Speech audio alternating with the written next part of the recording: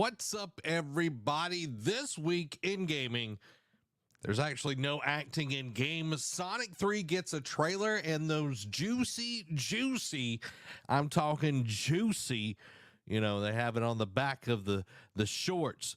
PS5 Pro details have leaked because this is the Nerd Cave News, and I am one of your illustrious hosts, Zach Dykes, joined by a humble dwarf miner that ventured into the deep caverns to find a rare magic crystal that could save his cursed people. After a perilous journey, he unearthed the crystal, its magic restoring life to his kin. In gratitude, they crowned him king, forever honoring him as their savior. The dwarf's name was Gracchus Dokoplim. Huh. That's interesting. It gives me like Lord of the Rings slashed with that made him king. Kind of reminds me of like that time I got reincarnated as a slime, just a hair. Yep. So I do like the name. Now where it ranks is going to be another thing. Where does it rank, Derek? Tell me now. Tell me fast and tell me true. Oof. Or away with you. Oh, okay. All right, Sir Rhymes, Sir Children's Rhymes. I don't want to hear it. I think I'm gonna put it right below. I think I'm gonna put it right below Eldrin Erevius at the new number 10. Number 10. Let's go. Welcome everybody to the Nerd Cave News. We hope that you're doing well. We take each and every week, we give Derek a name. That is what you just journeyed through. And we are about to get into all the good stuff. Welcome, everybody. Amy says, hello. What up? Cody, what's up? Hope you're doing well. Glad to see you over on the Twitch. We are live over on Twitch and YouTube tonight. We're trying out streaming on both places and seeing how that goes. So y'all let us know if it is something that you are liking and enjoying because we want your feedback on that.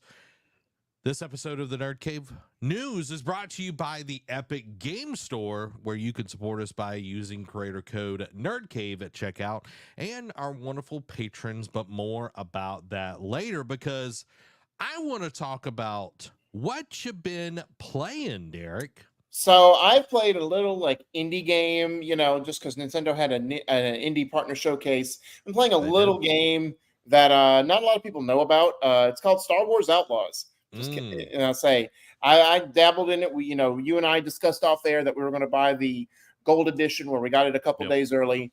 I was not. I know there's been things going around about, one of the quick hits is there was a patch that came out for the early access people that is like corrupting save files or just basically making it to where you have to correct. I was not affected by it, thank goodness. It's not everyone. It kind of the way the article is worded makes it sound like it is everyone has to restart. But it also says like an old build of the game, so I wonder if that was for the people who got like super early access, like the play testers and whatnot. I wonder if that is affecting more of them than it is the people who bought it 3 days early. I'm not sure, but it a lot of people have been affected by it, so they have like given people stuff and all of that, which I'm sure we'll cover later. But Tim Geddes is quite mad. About it, which was hilarious watching Kind of Funny Games Daily yesterday and seeing his just like mental breakdown from the beginning of the episode to the end of the episode. He's like, maybe I'm good. He's like, I haven't received an email. And at the end of the show, he's like, I just got an email. Oh, no. So speaking of Star Wars Outlaws, you played a little bit. What are your first thoughts of the game, Derek? So first thoughts are, and this is going to be, it's not meant to be a negative, but it just is what it is at this point. Even though it like, it's done by Massive, the people who are known for doing The Division. I know they also did, I think, the Avatar game, the Frontiers of Pandora. I how about this? I'm excited to see what they can do for Division 3, and that's not a knock on it, but this is very much a by the numbers Ubisoft game so far in the tail. Like, it almost feels like, and by that I mean you can see that they are going all in on Assassin's Creed, and it's not just Assassin's Creed, the IP. This game so far, I have had to do a lot of stealth in this game. Now, I know there's stuff that you can do to avoid that later on as you do certain missions for certain people that can override it. I'm trying to be non-spoilery because Zach hasn't played it yet, so I'm not trying to give anything away just yet. I'm only like not even 5 hours into the game, so it's very early. I'm only on this pretty much like I'm out of the intro world and onto the first planet you come across.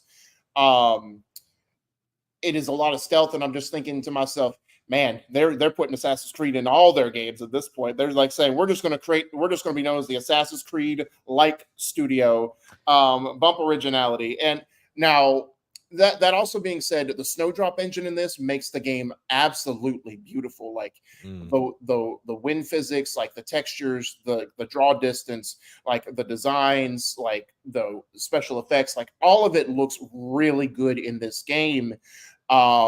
And so I mean, I'm on the first world where it's a lot of brown and a little green, so I'm ready to go to a more lush, vibrant planet to see how that fleshes out, or even like if it's a city planet, to see how like the coloring and all that changes. However, so far the main character is okay, like nothing special about Kay yet. It's a good so far. Like you get introduced to the villain right away, and right away he's already trying to make his imprint in the game, and in the Star Wars universe. So I think he's going to be an interesting character to follow down the road.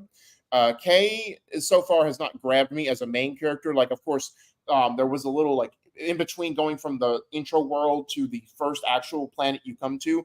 There was a little bit about her backstory that, if over time is done right, I can get more invested in her as a character. Nyx, however, I think is a really good companion. Like her little pet, like the commands you give him is more. He can do a lot more. Now I know BD1 in Star Wars Jedi series was useful, but Nyx can do. I feel can do a lot more. And like there's things like that. Because you have to be almost next to stuff for BD1 to kind of like do stuff. There was like a place where it was just like a little like, oh hey, you can check this out. It wasn't like a mission. It was just sort of like a little pickup, like a checkbox thing, like a typical Ubisoft thing. And there was no way in. And I look up and there's a ladder. And I'm like, no way I can get up there. But I just tried. Like there's stuff that if you just hold the button it's L1 on the PS5 controller, that if you hold it, it lets you, it's like the Nyx menu. Like you can pick what command to give to Nyx to do. And I highlighted over the ladder and it's like, go up there and bring down the ladder for me. And he did.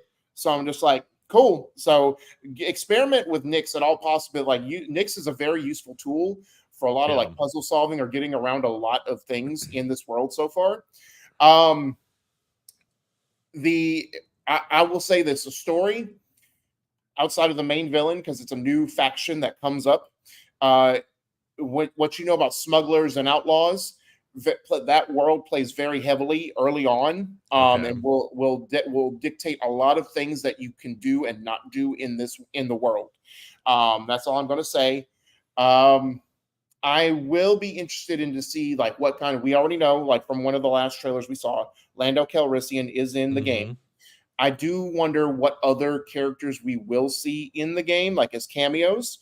I don't think it'll be a lot personally, but I would like to see like a few characters here and there other than Lando. But if that's all we get, that's fine. I'm trying to think what else. Again, go ahead. Sorry.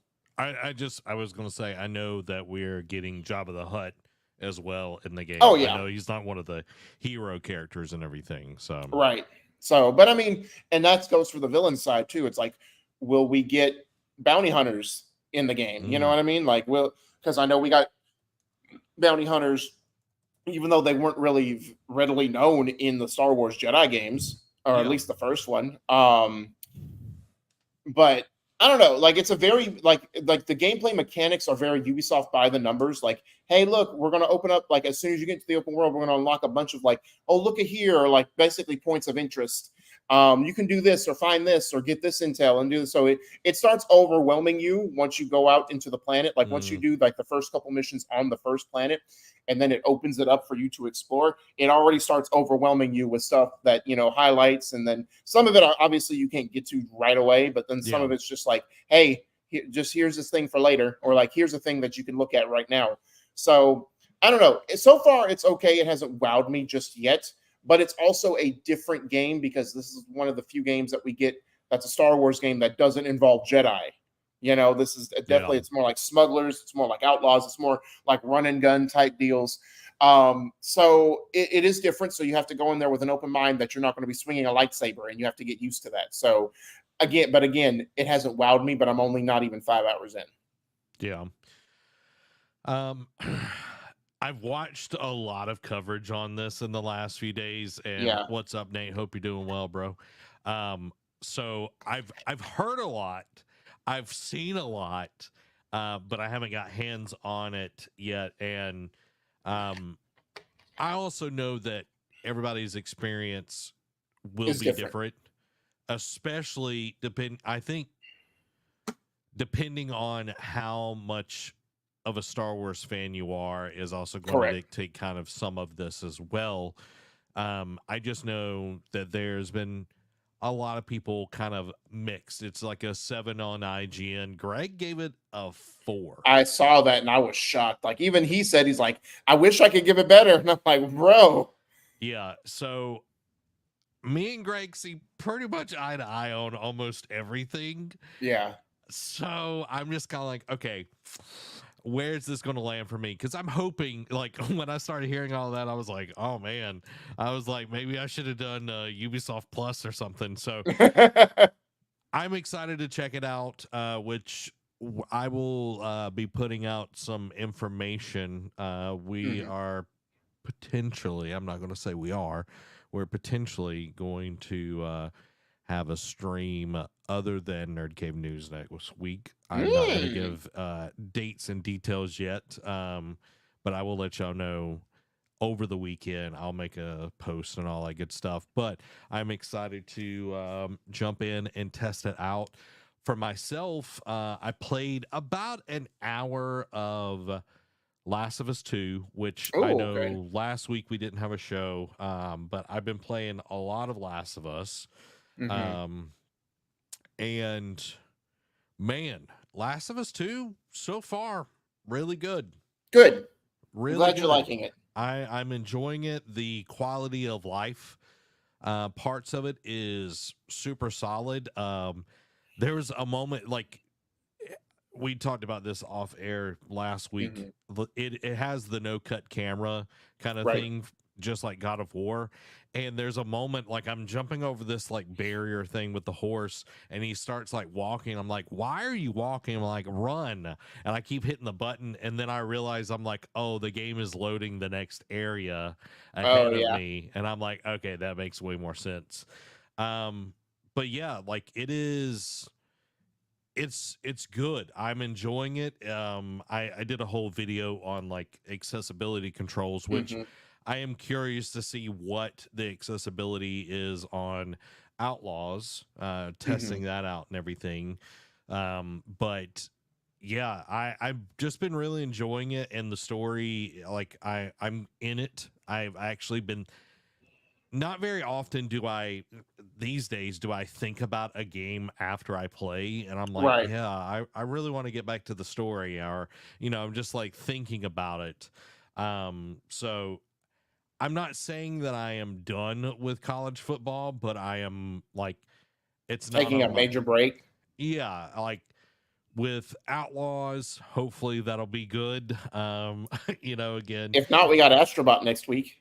We got Astrobot, which I keep forgetting about that game, to be 100% honest. Like, I feel bad.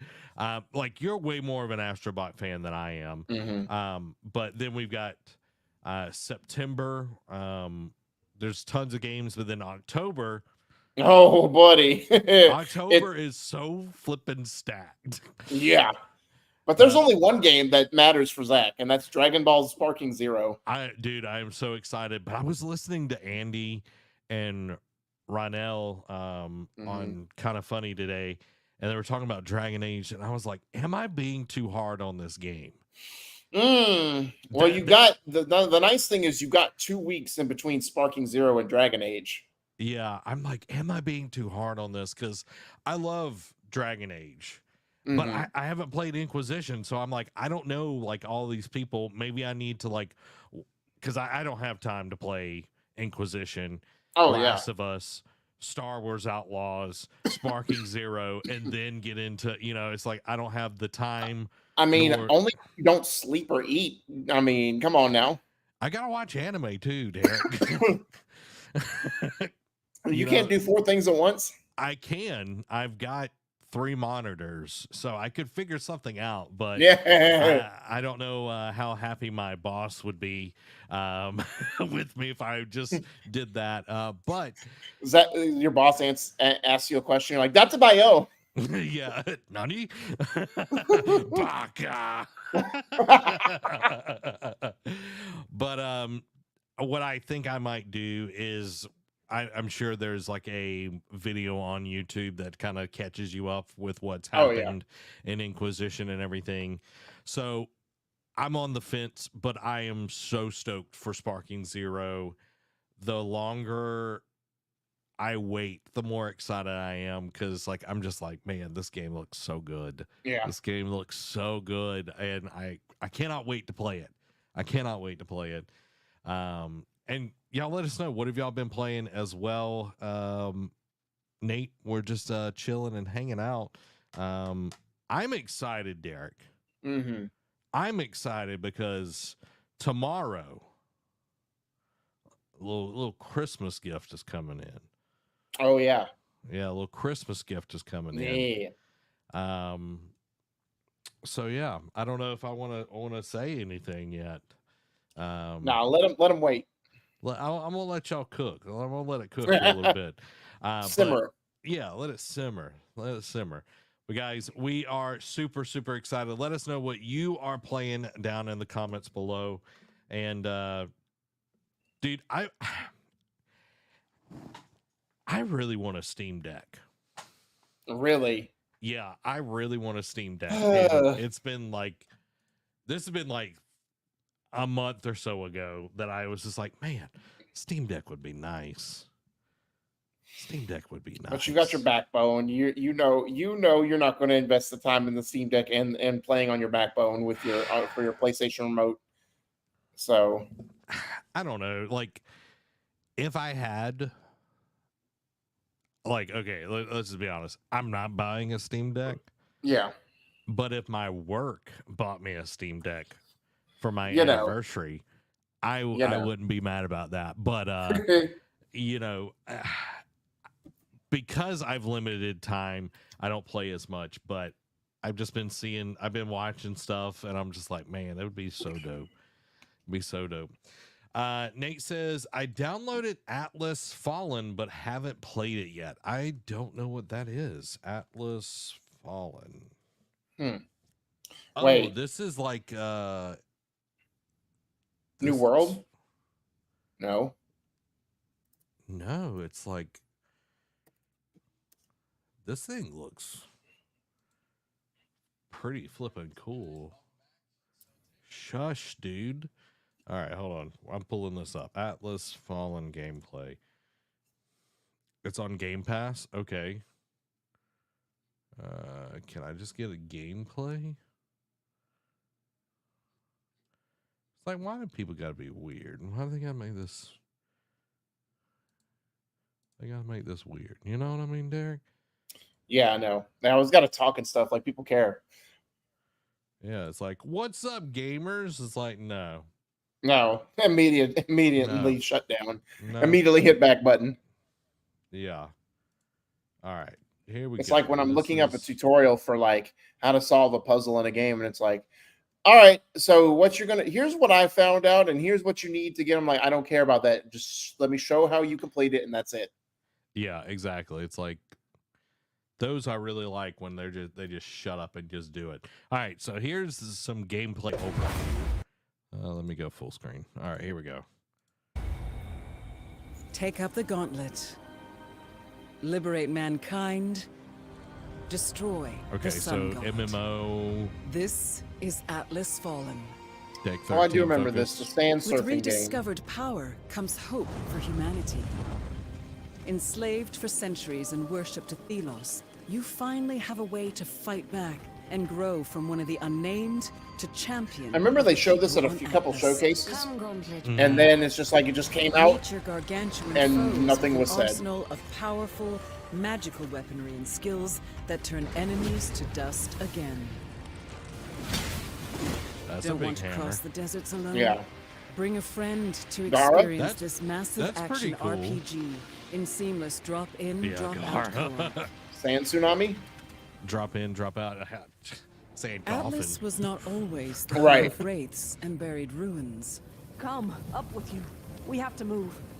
Thelos, the sun god, stripped its people of everything. Homes, lives, even their names. They are forced to dig and mine and sift through the wreckage. Empower the gauntlet. Your enemies are quickly dispatched with your ever-evolving weaponry. Okay, it looks pretty cool. Yeah. You know, like I'm not upset by that. It's on Game Pass apparently. Yeah. Nate, let me know what you think when you play it. It definitely gives me like Focus Entertainment vibes, which is not bad. Yeah. I like their game, so I still want to play Banished. The Banished. Oh yeah, Ghost of New Eden. Yeah, that game looks so cool. It does. Didn't So- it get delayed, or is No, it it's- out? It's out. Oh yeah, it came out. I'm thinking it's coming out this upcoming February, but it came out last February. Yeah. I think it originally did get pushed back because it was going to be last 2023, and then it got pushed back. Well, guys, let's get into the gaming discussion for this week. We got some doozies up in here. Sonic the Hedgehog 3 trailer reveals Keanu Reeves' moody shadow in action. And without further ado, let's just check this bad boy out. Got to go fast. Chili Sonic, dogs. you finally found your family. Try to keep up. And I know it hasn't always been easy, but you didn't change who you are in here. Yeah, in my lungs. Or your heart.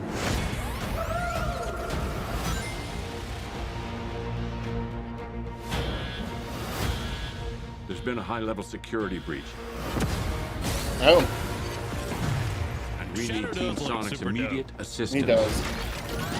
Project Shadow is far beyond anything we've ever encountered. Shadow's story began a lot like your Sonic. But where you found family and friends,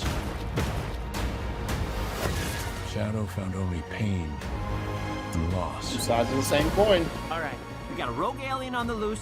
How do we find it? Start with the giant fireball? Yeah, I that's love it. probably a Let's good start idea. with a giant fireball.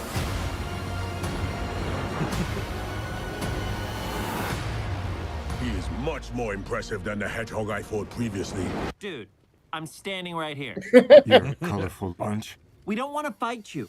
Actually, Sonic, I would like to fight. No, no. Ooh. Oh. My Get wrecked. Oh. Can we just talk about this?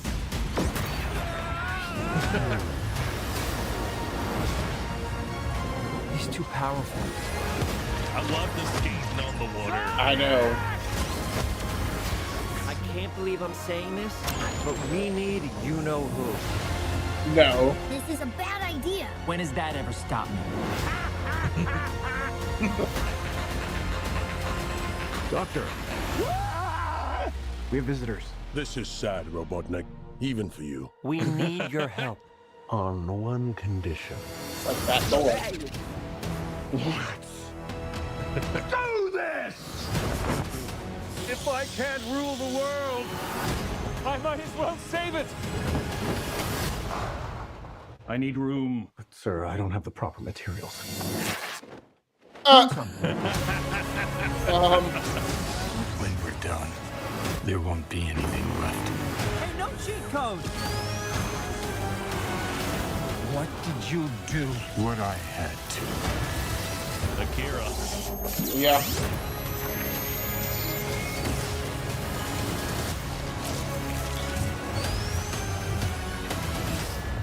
Welcome home, my boy.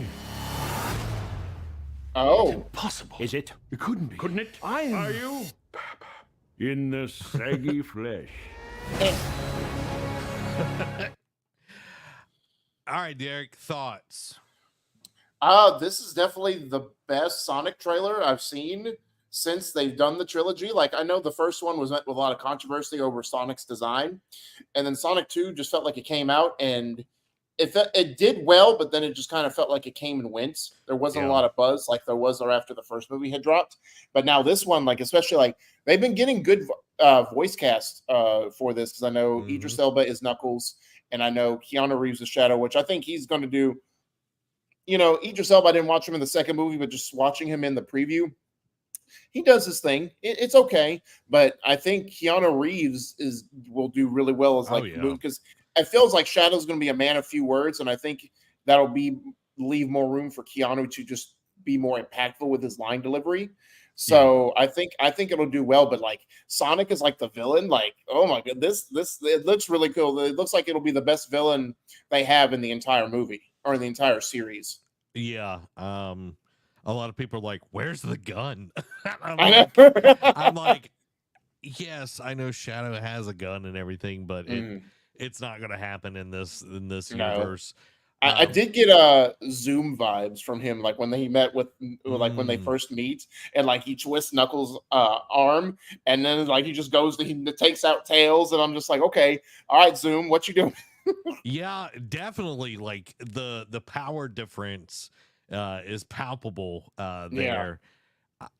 Again, I've watched the first one. The first one was great. You know, they did go back and redesign and everything, which I think was a huge boon because people love the first one. I haven't watched the second one. I definitely do want to watch it. It's so nice that we live in an era where video game adaptations are actually good. Correct. Because, you know, we got Sonic, Mario was really good. The Detective Pikachu, which Amy and I watched about a month or so ago, really good as well. Yeah. You know, so, and then you've got like the animated side of things where you've got Arcane and the Cyberpunk Edge Runners. And then the TV show with Last of Us. Yeah, Last of Us. And, you know, we're getting Secret Level from Amazon as well, which got announced last week on Opening Night Live. So there's so many things that are going on right now in this, and it's like we're finally seeing really cool things happening. Correct. So I want to see a little more. You know, will this is not getting me in the theaters. Nothing really gets me in the theaters at this point. But when it comes out, you know, I'll definitely watch it on a streaming service for free. You know, for whatever the price of the streaming service is, because I'm not going to go out of my way. But it does look really, really cool. So, speaking of Amazon, let's get into this one, guys, because we got a doozy for you here. Amazon Games' Christoph Hartmann says AI won't take away jobs as we don't really have acting. Speaking during an interview with IGN, Amazon Games head honcho Christoph Hartmann has stated his belief that utilizing AI tech in game development won't impact jobs, partly as, quote, we don't really have acting. Hartmann made the comments after being asked about the SAG-AFTRA performers strike, which was called on after failing to reach an agreement on the protection of the use of AI, of AI on its members. I got to be careful what is here because we are a big company and have to deal with all those organizations. So I don't really want to get in the middle of it. But when we talk about AI, first of all, hopefully it will help us to have new gameplay ideas, which has nothing to do with taking work away from anyone. And especially for games, we don't really have acting. The majority of the team sits in programming, and it's not going to go away because that's all about innovation. If it takes something, it will be really the boring parts. Ideally, we can get it or game development down to 3 years so we can iterate more, which then will bring the budgets down a little bit. I don't think they're really going to get cheaper, but at least you fail faster, and then you can go on and go on until you find the right thing. I kind of understand his sentiment, but it's also talking out of two sides of his mouth, because he's talking about, in essence, like, oh, we don't really have acting, but the game development costs will go down. It's like, which one are you thinking AI is going to help? Because let me see, all the anime voice actors just got and like any kind of video game voiceover people just got a major slap in the face from this comment, in my opinion, because it's like, so who voices the characters? Who gives them life? Now, yes, there have been outliers where Peter Dinklage phoned it in as the ghost from Destiny in the original iteration, and then they got Nathan Fillion to come in. Or was it Nathan Fillion, or who was it? To come in and provide a breath of life into the ghost, and that made it a lot better. I get that. At the same time, there are so many people who do acting as a career, and is one like there's tons of people who do video game voiceovers. Like, how many actors are in Genshin Impact that also do a lot of anime? It's ridiculous at this point. Genshin Impact might as well be anime. At the same time, like I get where he's saying it's like, oh, AI could help in terms of game development, like with the idea part and the rendering part, like that part I can kind of come to terms with him. But in terms of like saying, oh, we really don't do acting, it's like bull. Go to Sony, look at Naughty Dog, look at just the stuff that they do with Last of Us Part 1 and 2 between Joel and Ellie, and tell me that there's no acting in video games. Now, maybe on his side, in Amazon's world, maybe he doesn't employ actors to do anything, which is fine, which, you know, he can do what he wants to, and that's on him. But don't sit there and say, oh, there's no acting in video games. Like, baloney. Yeah, like, for me, like, reading all the way through this, it's like, yes, you can look at that one statement and, you know, kind of get all in. Just stick with me, everybody. Yeah. We're being emotionally flexible here. He's wanting to bring down the cost of game development and the time, which we will talk about, you know, Concord later, about its development cycle and all of that. And it's like, okay, we don't really have acting. That I feel like was a really idiotic statement, because you do have acting, and we're going to get to Christopher Judge's comment here in just a second. But it's like, AI can do a lot to help streamline things. The way we've looked at AI in the last few years has been from an artistic standpoint. It has not been the boring stuff. It has been creating art, writing, doing voiceovers, all of those things, making music. It's all been the flashy stuff, which is the thing that people want to get paid to make. Right. You know? So, like, look at the finals. The finals is the only one that has, like, done an okay job with using AI voices, but it is not an emotional thing. It's like, you know, and the blue team is, you know, blah blah blah. Like, it's a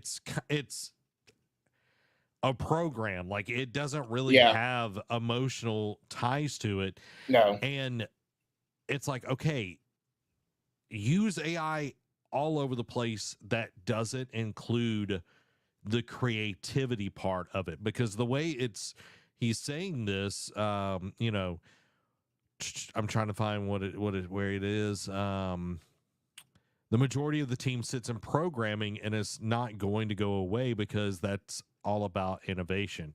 So use AI to help with programming. I know a lot of people will check code that way. They'll plug it in or whatever. And it's like, okay, if the programming is about innovation and all you're doing is using a large language model, whatever is put into that large language model is all you're going to get back. It cannot create. Correct. And also, when you get down to this, AI, there's so many lawsuits going on because AI is using people's art, people's videos, all of this stuff without their permission, and training their models on it. And Mm-hmm. it's like, okay, Amazon goes ham, and then you have a main character. Even Last of Us ran into this where Mm-hmm. Ellie looked like Ellen Page Right. in the first, and then they had to go in and tweak her model and everything to make her look less like Ellen Page. Mm-hmm. So why I'm saying all of this is you can train this, you can use all of this, but I feel like Amazon will be getting into a lot of hot water if this is the only way they go, because they're going to essentially be stealing from people, because that's how large learning models, large language models work right now, because you have to have data and you have to have something to train it on. It does not just create on its own. It is a tool. It is not a person. It doesn't care about copyright infringement. No, it doesn't. It doesn't. Case in point, Derek, I was trying to come up with a thumbnail design for Star Wars Outlaws. Okay. And I was like, okay, I'm going to put my face on there, and then I'll, tell it to make something that looks like Star Wars. And I put it in there, and I said, okay, make it look like this, explained everything. And it was like, oh, can't do that because of copyright stuff. And I'm like, okay. And I tweaked and I tweaked and I tried. And then I took out all of that, and I just put space opera. The thing that I got, I'm going to try to find this. The thing that I got, Derek, was quite hilarious after all of this back and forth.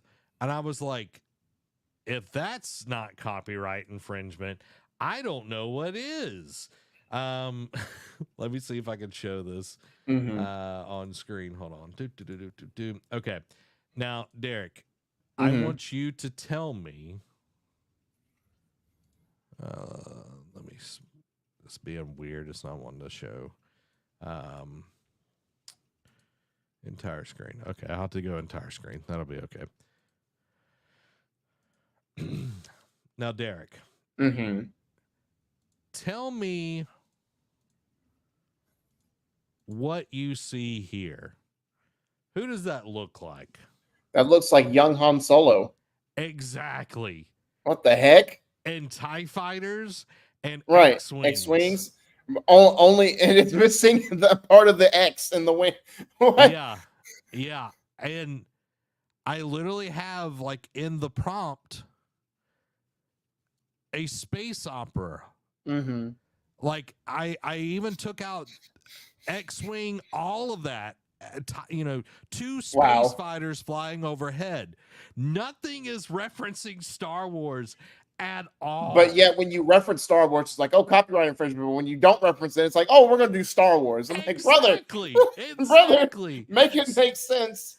So I'm saying all of this and giving this example because that is how these work. Yeah. It's pulling all of this stuff. So I want to jump into Christopher Judge's take on this. God of War's Christopher Judge plays Kratos, takes a swipe at Amazon CEO, his comment of no acting in video games. So, writing on Twitter, Judge reacted to a clip of The Last of Us Part 2's motion capture sessions featuring Ashley Johnson. Anyone who has played the game will no doubt recognize that scene this is from. He simply wrote, "Thank goodness there's really no acting in video games. Absolutely brilliant." And it's true. And that goes back to my references. Like, if you see the behind the scenes, like if you go watch The Last of Us Part 1 documentary and go see the scene in the beginning between Joel and his daughter, it's like that. Troy Baker says it took an emotional toll on him. And then part 2, I'm sure just the same. And then Chris Judge and Sonny Soljic, the one who plays Atreus in the God of War franchises, they had emotional moments. You don't think that they had to invest heavily in like their emotions and just like, and just think like crossing streams to anime, like Sean Schemmel, like him putting his all into Goku's screams when he's powering up. Or going to attack. Like during the pandemic, my guy, J. Michael Tatum, he was doing online classes, and his whole thing was acting through the body. because you're limited. Because now with video game, you have like the motion capture, so Mocap. you do a little bit more investment in that. But when you're just a straight voiceover, you're just sitting in a booth, so you're trying to think of ways to get the emotion across through your performance. So you have to think of ways how to act. And I'm sure, like, yes, there's the mocap, but then there's also the line delivery as well. So they have to do like the line recording separately sometimes, because sometimes when they're doing the mocap, they can't always just think of their lines, or like, sometimes the audio might be messed up so they have an extra backup. So you have to be creative with the ways you do your line delivery. So yeah, like the whole thing of like, I'm in agreement with you on the fact that it was like, hey, look, in terms of cost production, this could help a lot. But in the terms of like, I think he just put his foot in his mouth when he said, oh yeah, there's really no acting. It's like, okay, go back to any of Sony's last couple first party games that have been nominated for Game of the Year and then tell me there's no acting. Yeah, and Amazon games, no knock to New World, but it's like, what have you put out that's actually been super successful? Correct. So, it's like, don't knock it until you try it. Actually, put your money where your mouth is. So, guys, you want to put your money where your mouth is, but you want to do it for free.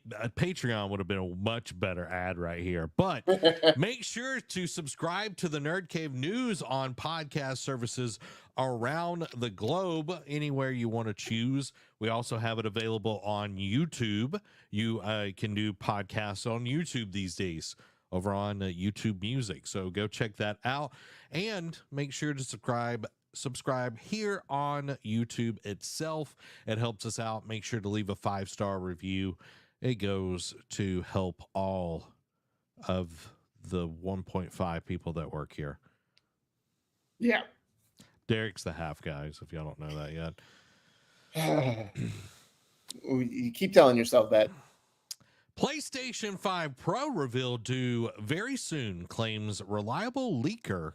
Why are they leaking everywhere, I wonder? I don't know. Design sketch has been revealed. You didn't have the fabulous lead in with, we're now going to the PlayStation News. Sony is set to announce the long-rumored PS5 Pro, quote, very soon, according to reliable tipster Bill Kuhn, with the console allegedly set for reveal in the first half of September. As you can see from the image below, the PS5 Pro looks very similar to the slim version of the standard version, and boasts 3 distinct strikes across the middle of the system. While a little thicker than the PS5 Slim, Bill Kuhn's report implies that it may still be compatible with existing PS5 Slim faceplates. What isn't known yet is whether there will be 2 versions of the PS5 Pro to give users the choice of buying the console with or without a disc drive. The image Bill Kuhn received didn't feature a disc drive, and they speculate that Sony may want to keep costs down by shipping it as a digital-only device. And I know Zach's showing a picture on the screen now. Obviously Bill Kuhn is one of the reliable leakers that is out there, and he's spoiling one of the PlayStation quickies. There have been rumors swirling about, also by Jeff Grubb, who has been pretty much spot on with his PlayStation insider knowledge, that for the 3rd September in a row, we're going to get a PlayStation State of Play, which we did in 2023 and then in 2022. So if that is to be believed, that's going to coincide with this, if those 2 are to be believed, then we're going to get a reveal of the PS5 Pro. My question is will it launch this holiday? To me, it would be too soon, but it also wouldn't surprise me if there was, because I want to say the Slim got revealed around summer, and it was out in that fall. So it may have been a little earlier in the year, like say June-ish, but don't quote me on that. It could have been around the same time. Yeah, like, I don't know, dude. I feel like they do have to kind of get off the pot on this, because I know we've talked about the PS. It's been rumored for at least over a year. For a while. Getting the image and all of that good stuff. It looks cool. Yeah. I think it will be digital only, which kind of sucks, because I know there are people that like physical versions of games, but more and more games, like, you'll get the box, but there's no disc in them. It's Oh, just yeah. a code to download. So it's like, all right, I feel like the console manufacturers are just like, hey, we want you to be buying on our stores because we get the lion's share of that instead of going to a GameStop, which I know that's going to put GameStop in even more of an issue, probably why they're going to the retro side of things Yeah. with some of those stores. But I don't know, dude. It does. If you had the extra cash, Derek, would you jump into a PS5 Pro? I mean, it depends on how much it is also, you know what I mean? Because we don't know, because the Slim, I think, was either around the same price, so I don't know if the Pro will be. Correct me if I'm wrong. Yes, I want to say so. It wasn't. Yeah. It wasn't much. Yeah, it was. Yeah, I know, because because it was it was the same price, because because the digital one, there was a whole big hullabaloo because they had a disk drive attachment that would made it more expensive than than just buying a PS5 with a disk drive on it. So so it was around the same price. I don't know. It depends on the price point. And there's also another quickie. There's also another rumor that it's going to have 2 terabytes of storage in it. So I feel like that's going to probably make it at least $50 more than standard price. So you might be looking at $100 more or close to it for more expensive. So I don't know. Like, will I? It depends on how much more enhancing you can get, because I know a lot of like the performances now, like your TVs have to support, and if your TVs make a good output, you don't like obviously PCs are different, but really getting like a slight upgrade on your console is pretty much not night and day like it used to be. But now if they put a lot more power into it and it's a noticeable difference, sure, I might consider it. But at the same time, and like the extra storage would be helpful because we only got like a 800 gig console essentially. But I don't know. I'm at the point in my life where, since I don't game as much as I used to, like getting a more powerful system doesn't like it. Like if I didn't get a console at launch and I've been just sitting, playing my PS4, that this would be the time to get it.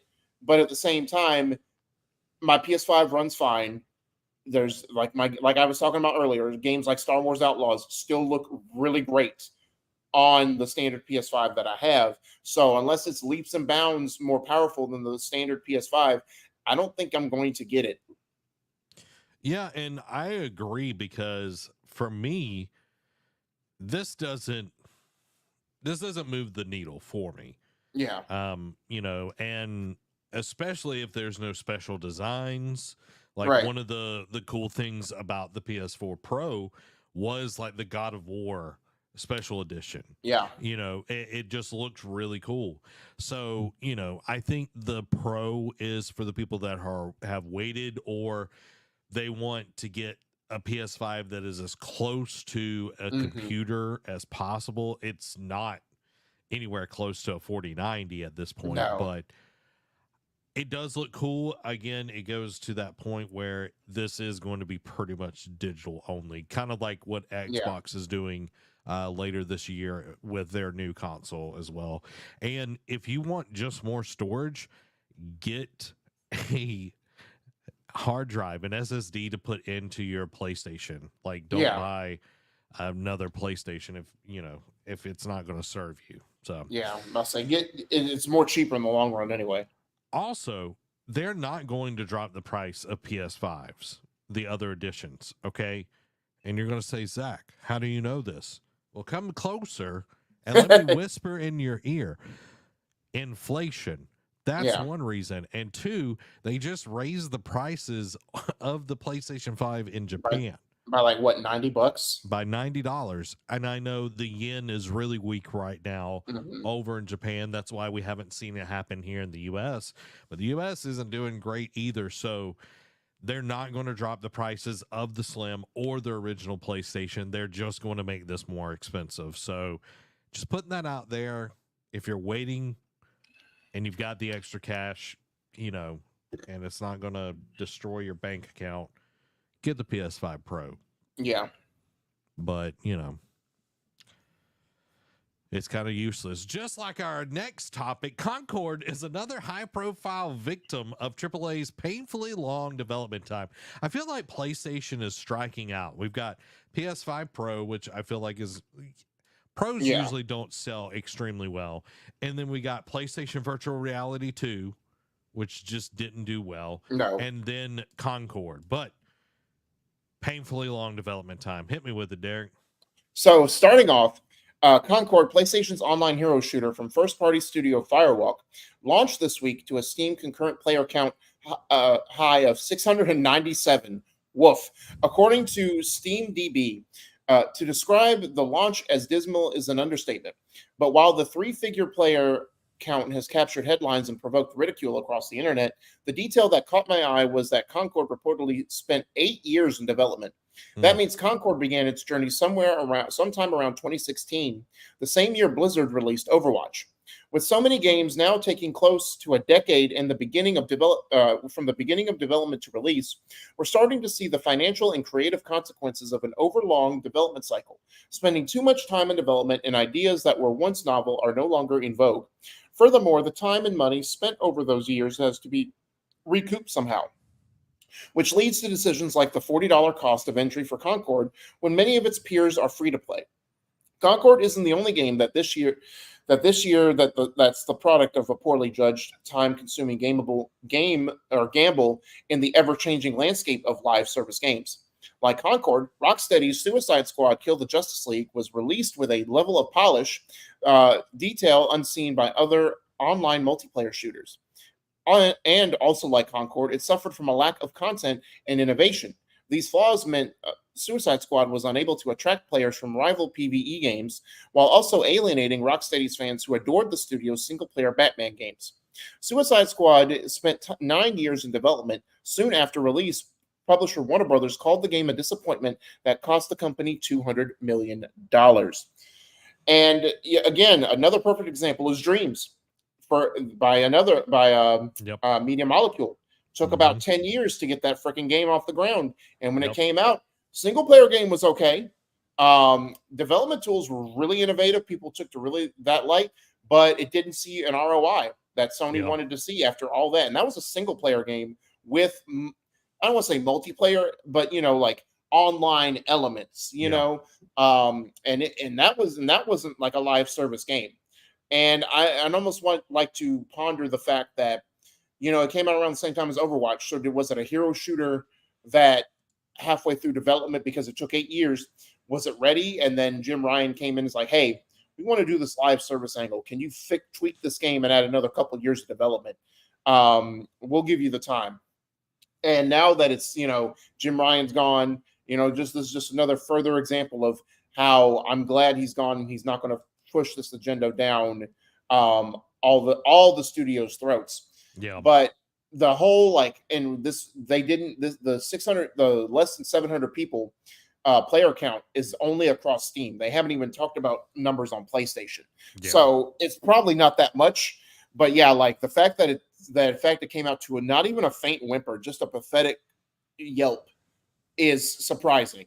But not surprising, because when we looked at the trailer, it didn't blow our socks off. It didn't surprise us. It felt like a poor imitation of Guardians of the Galaxy meets Overwatch, and it didn't set the world on fire. And I'm kind of glad. Like, I hate it for Firewalk because they've spent 8 years of this life, and now the next thing is like, how many cuts are they going to suffer?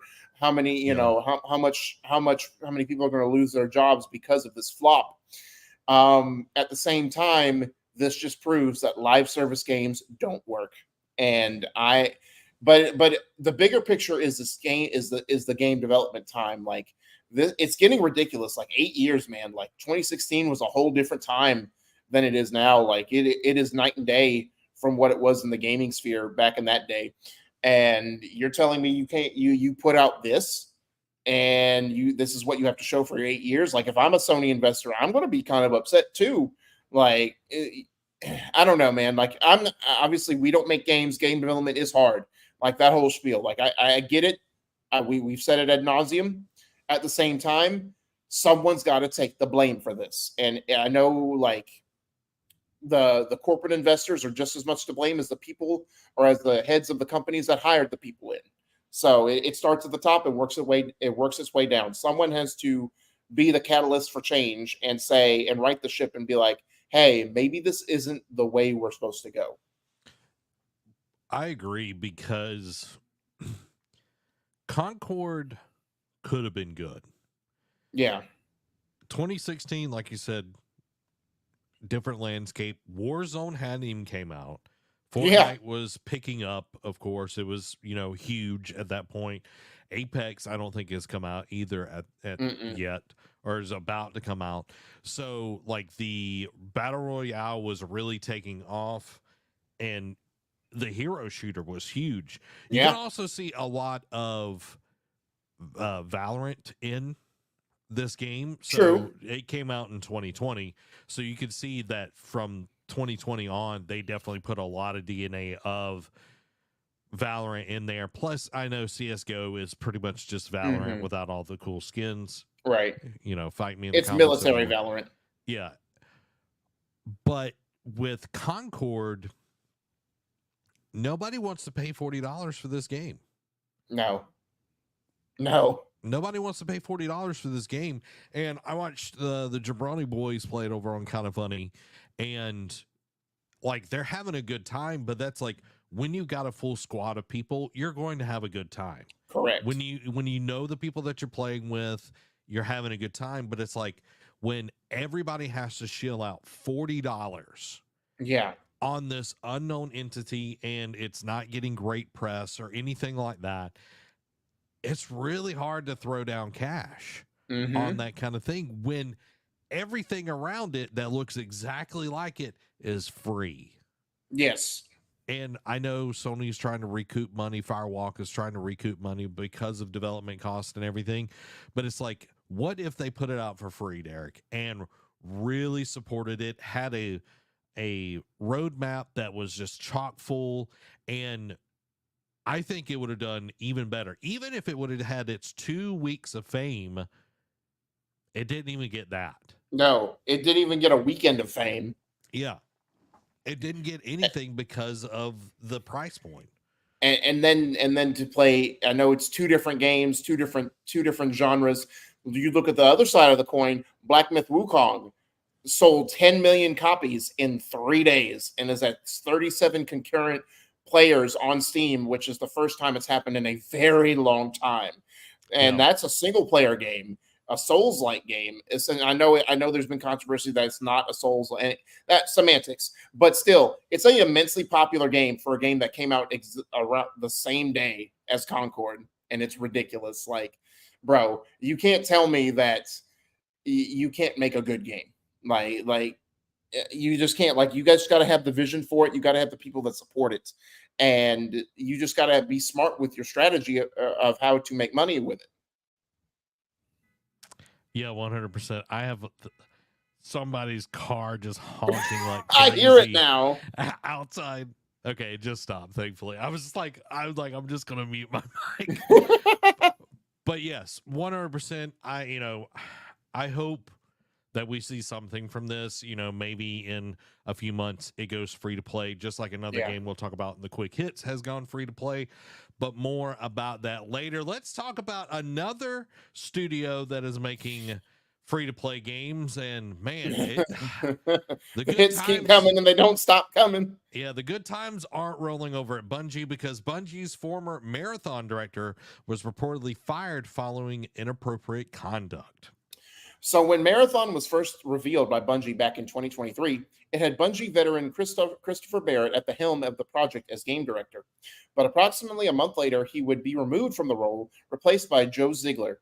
That piece of news didn't come to light, though, until 10 months after Marathon's reveal. At the time, it wasn't clear if Barrett had left Bungie or if he had been removed to a new role, and why he was no longer directing Marathon. Now a report from Bloomberg seems to clear up why Barrett was taken off the project. Barrett was reportedly fired from Bungie following an internal investigation into his conduct regarding female colleagues. Multiple employees of Bungie filed complaints and reports about Barrett, who, according to the report, had a reputation for, quote, blurring the lines between work appropriate and not. Details on what exactly Barrett said or did are currently held under wraps due to it being a private internal investigation, though considering that we wouldn't have known anything about Barrett's departure if not for Bloomberg's report, and the fact that he was fired indicate that it was more than enough for the companies involved to try and keep it quiet. For his part, Barrett gave a statement to Bloomberg saying, quote, "I feel that I have always conducted myself with integrity and been respectful and supportive of my colleagues, many of whom I consider my closest friends. I never understood my communications to be unwanted, and I would have never thought that they could possibly have been made and made anyone feel uncomfortable. If anyone ever felt that way about their interaction with me, I am truly sorry." And while Sony wouldn't comment directly on Barrett's case, a spokesperson did add, quote, "All complaints of misconduct very seriously or are taken very seriously. It is our policy and practice to investigate every complaint promptly and take action based on the findings of our investigation." And I know they were talking about yesterday on Kind of Funny. They found, I think, a few more quotes. I don't know how Greg came up with it. It was sort of like inappropriate conduct and like some of the wordage and like inappropriate like gestures and whatnot. So truth or dare situations. It was just yes, weird. Right. Yeah. And my first thought was, is he somehow related to Bobby Kotick? Because, you know, it's like, is he like, because Bobby Kotick let that a lot of that go on under his umbrella. Now, it wasn't technically him who did it, but he allowed it to go on. Mm-hmm. So I'm just like, is he like, because it, and I also like to have seen how far back this is, because that's not something that was talked about either. Obviously, yes, it was after Marathon's reveal, but how long is this going on? Because it would also not look good for Activision if this started when Bungie was under their umbrella. Now, if it started after they went they're independent, so be it. But you know, it's like, man, like neither of these two companies can get a break lately. But good riddance to bad rubbish, in my opinion. Now, hopefully, he's not one of these people that has been falsely accused and got removed unwillingly from his job. But at the same time, we're just looking at the facts. We're working with the facts of what were presented for the time being. So again, good riddance. You know, like another cancer cut out from the gaming industry. Yeah, he was with Bungie since 1999, so he'd been with the company for quite some time. Yeah. Woof. So that car going off again. Guys. I don't know. Somebody's stealing a car out there or something. I don't know. Hopefully it ain't mine. But it's interesting because Bungie has had this problem before, and they had not taken care of it like as quickly as this was taken care of. So it is at least a good thing that this was done rather quickly. Yeah. You know, they didn't allow it to fester right. You know, unlike Activision Blizzard, which had a lot of that. So I'm glad that we're seeing, you know, more things being taken care of quickly. So on to some more better, hopefully, news. PlayStation Quickies, Derek. Are you ready? Yeah, because we got a good chunk this week. Normally, last I feel like 2 months have been sparse for news, but this one we got some chunkage. PS5 Pro talk was reportedly buzzing all around Gamescom. Going back to that rumor I said earlier, PS5 Pro may come equipped with 2 terabytes of storage and will run quietly. Not saying that PS5 doesn't run quietly, because I was playing it earlier and I didn't hear it go off like a jet engine like a PS4 would. It does every now and then. Maybe. Not as bad as PS4, because, man, it sounds like... 747 ready for takeoff. DualSense Edge controller now fully usable for PC users via PS Accessories app. Sony reveals preliminary TGS 2024 games lineup, including Astrobot and Monster Hunter Wilds. Just like the last 2 years, will reportedly be in for a September state of play this year. PlayStation Stars is no longer giving points for subscription payments starting this upcoming March 1st. Our new month coming up with September, so new PS Plus Essential games have been revealed. For PS5 and PS4, for across all 3 games, you're going to get Harry Potter Quidditch Champions, which we know from the last PlayStation thing that we already knew about this going on. But the 2 running mates will be MLB The Show 24 and Little Nightmares 2. Machine Games is, quote, super thrilled that Indiana Jones and the Great Circle is coming to PS5, which that was talked about at Gamescom opening night live last week. They gave a date, December 9th, for the Xbox, but then they said they came out and said, because there was rumors swirling around right before it, that it's going to be another one of the Xbox games to come to PlayStation 5, and they did confirm it. It will come out sometime in spring of next year for the PS5. Foam Stars is officially going free to play starting October 4th. And all I can say is it should have been free to play to begin with. Astrobot PSVR 2 version is not happening, says the creative director. However, a PC port has not been ruled out. Following that, Astrobot dev confirms Crash Bandicoot will cameo in the game. Silent Hill 2 Remake will take about 16 to 18 hours on your first playthrough. Akira Yamaoka remade all the tracks for Silent Hill 2 Remake and included some new ones to boot. Death Stranding 2 On the Beach confirmed for TGS panel. LEGO Horizon Adventures release date has reportedly been set for November 14th, one day before Assassin's Creed Shadows. And lastly, a Naughty Dog job listing suggests that the studio is working on AI-focused systems. Oh boy. Anyway. Quick question, Derek. What do you want to see at the State of Play in September? I feel like we'll just get, because the LEGO Horizon Adventures hasn't been confirmed. It was accidentally, I think, some retail site had put it up and had leaked the date, or it may have been Sony themselves. I don't know. Like they may have, but Sony. Yeah. So I don't think they've given an official press release yet of that, but I could see that being. I almost want to feel like they're going to give their holiday slate going into the spring, and then of course do the PS5 Pro reveal. I think because if Bill Coon's insider thing is like, oh, it's going to be unveiled the first half of September, and then coincidentally a State of Play is rumored for September, those two things have to be coinciding with the same day. But I do want to start seeing like what PlayStation Studios, like some of these other studios that have been dormant, like, and I know we sound like a broken record every time we see a PlayStation event come up. I don't think it'll be a huge thing because as we've seen outside of like the first couple State of Plays, they've been kind of like Nintendo Directs, where like the early Nintendo Directs, where it's some big things, but mostly subpar things. It's where the PlayStation showcases are that we get like the bigger things like a Spider-Man 2, Ghost of Tsushima, that kind of thing. So I don't know. I don't know what to predict from State of Play anymore. But I do know that the theme will probably be fall slate going into spring. Okay. Yeah. I'm trying to remember, was 5 Slim in a State of Play?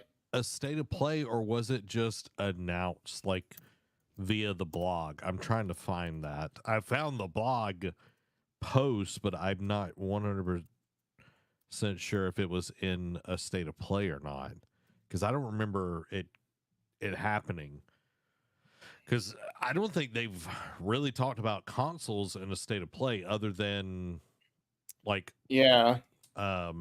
plates and controllers. That's the only like hardware, PSVR 2, that sort of deal, but usually hardware is like relegated to blog stuff, and then everyone reports it. Yeah, it says it was revealed in October, so I feel like it was just a blog post. Okay, that's what I'm thinking as well. So I don't know if we'll necessarily see the Pro, but hey, I feel like they need to make a ton of noise for this to get units moved. Right. I definitely agree, because we're going to see Lego Horizons, and then I think we see a tease of the big game that is coming out in the first quarter of next year. Yeah. Like, we'll probably see Death Stranding 2. Yeah, which, it is what it is. Yeah. At this point, nothing against it. I just haven't played it. I really don't, Yeah. I think we see Delta. Metal Gear Solid Delta. Oh yeah. That's a good point, because I don't think that still has a release date yet. No, it doesn't. But previews have happened. Yeah. And I think that would be a great time to show it off. Yeah, for sure. You know, I don't think they showed anything at Gamescom. So do Delta and give a release date. Yes, agreed. You know, like I think that would be perfect. I'm trying to think of any other exclusives. I don't think there really is, because unless they do like third party, like if they do a Shadows thing, like Assassin's Creed Shadows, Sparking Zero, because I know that's been known to, like, they do a lot of anime based fighting games at their state of play. Trying to think. Yeah, I'm trying to rattle my brain, and Silent Hill 2 remake, of course. Yeah. I'm trying to think. I feel like there's one I'm forgetting about, because I think if they're going to do it, it's going to be announced beginning of next. They're not going to. It's either going to be announced over the weekend or by Monday, and it's going to be Thursday. It's going to be either right before Astro's release or right after Astro's release. And if they do it right before, I feel like they're going to do some like specialty skins or whatnot, or like show off, like maybe announce like, hey, we're going to do like next month, we're going to do like a free DLC for it or whatever. You know what I mean? Like, I don't think they have to even do that. I think they show some more of the cameo characters. Oh yeah, good point. Make it, it's like this is the launch trailer for the game. Yeah. I don't think we get DLC for this. Yeah. Since they're already like, hey, we're not doing a VR version of it, but we are. Yeah, that's true. And there's already going to be at least 60 to 80 levels in this game. Yeah. So it's going to be pretty deep on that. I think since Plucky Squire comes out on the 17th, we could see possibly, I hope so, because your boy is excited about Plucky Squire over here. So I hope we see something from it. But at this point, I'm kind of like, I'm good. I know what it's going to be, but it would be cool to see Plucky Squire on that. And then with Gamescom happening, in August, I don't think we're going to get a ton of the stuff from Gamescom, but we never know on that. But I at this point in my life, what's up, Dan?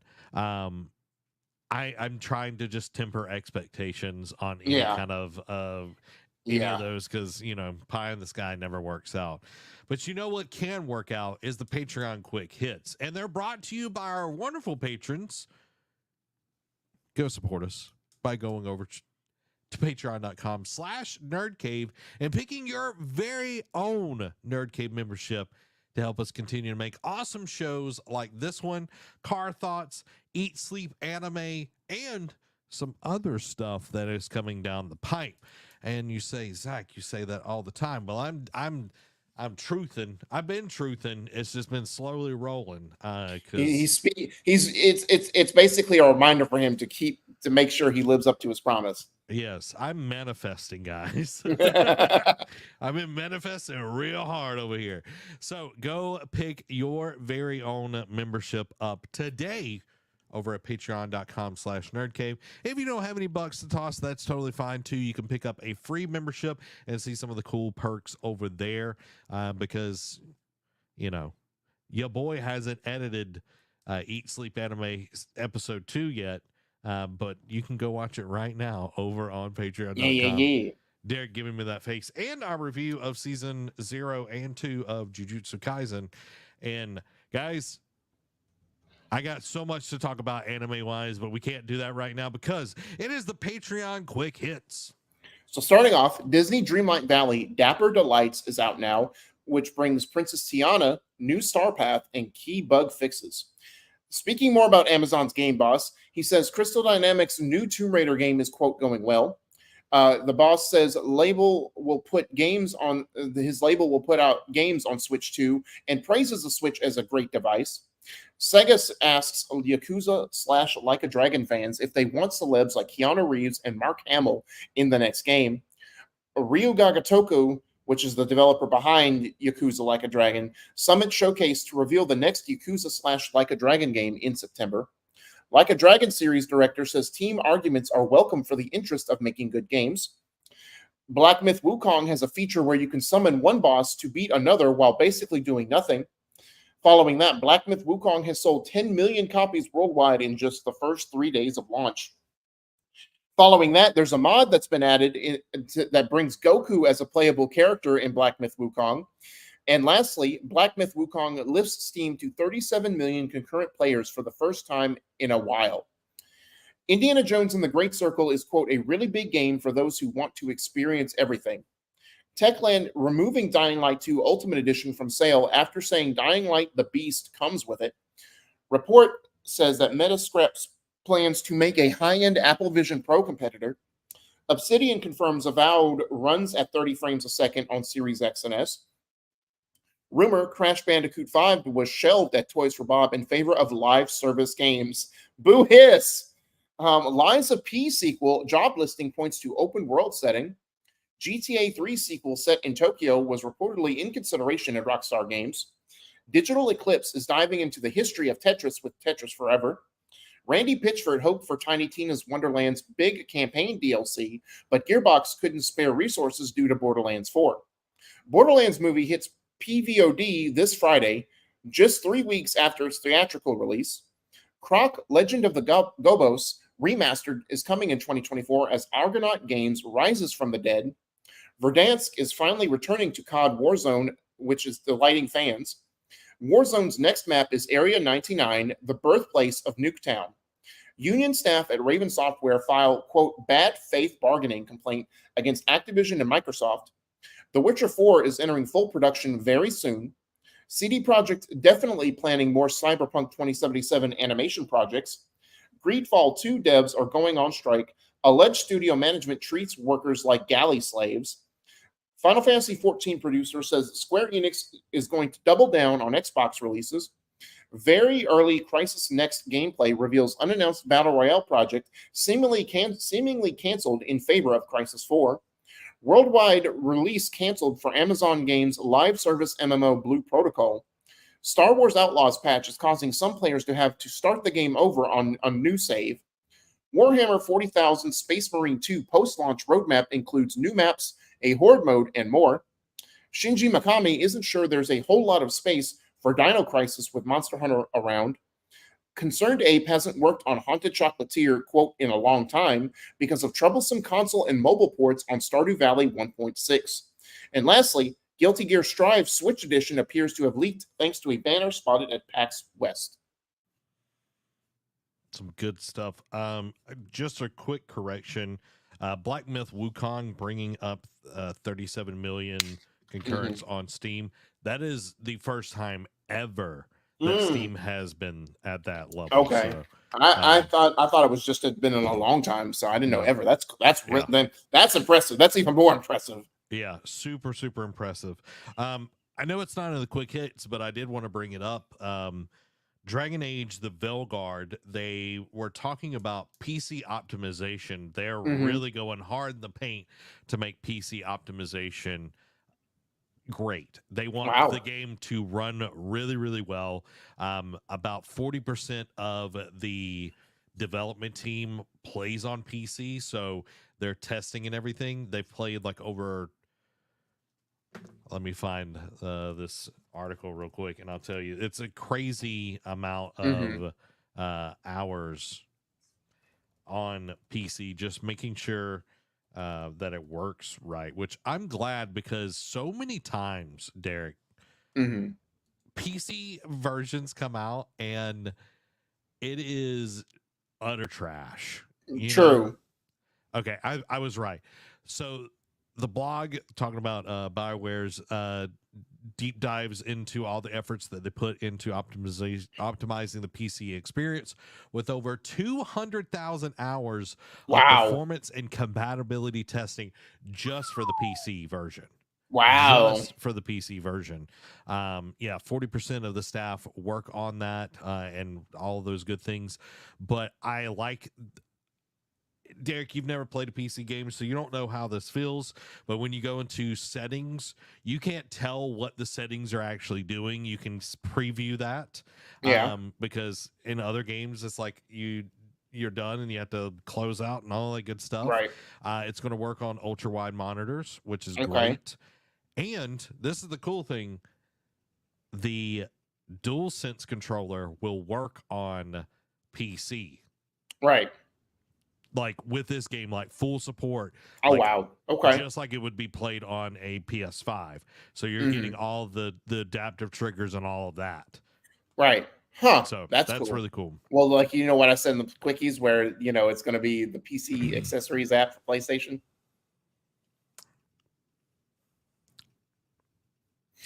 So yeah, 200,000 hours, guys, and they're going to have a ton of NVIDIA stuff in there, super resolution, all that good stuff. And I'm curious how the Steam Deck will look. Isn't that right, Derek? Yeah. Glad you listened to me. You know, I'm over here writing notes down, Derek. I'm trying to keep the show going. I got Dan over here saying yo in the chat. You know what I mean? I got a lot of things on my plate. I got a lot of things on my plate. Guys, let us know what your favorite story was down in the comments below, because me and John Stevenson here. Don't get bitter because I exposed you.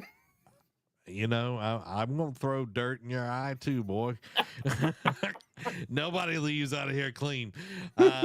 Guys, we hope that you enjoyed the episode, and we are looking forward to discussing more stuff. Maybe, you know, if State of Play plays at the right time, we might be able to actually do something. Probably not, because PlayStation hates us. You know what I mean? They hate us because they hate us. You know what I mean? You know, we give our support solely to Shuhei Yoshida. Full of grace. You know what I mean? I'm not hating on the new people. You know, I like Herman Holst. I can't remember the other dude's name, but you know, I like Sean Layden. Yeah, Jack I did like Trenton. Sean Layden. Jackie T, baby. You know what I mean? But just saying, Shuhei Yoshida. Yeah, he was the one and only. Gio Corsi as well. You know what I mean? Yeah, that's true. Neither Shuhei or Gio were like presidents, but you know what I mean. Like faces, recognizable faces. Yeah. They were ambassadors. Guys, we hope you enjoyed this wonderful episode of the Nerd Cave News. Make sure to subscribe on podcast services around the globe and go support us over on patreon.com/nerdcave so you can catch out more awesome stuff like this one.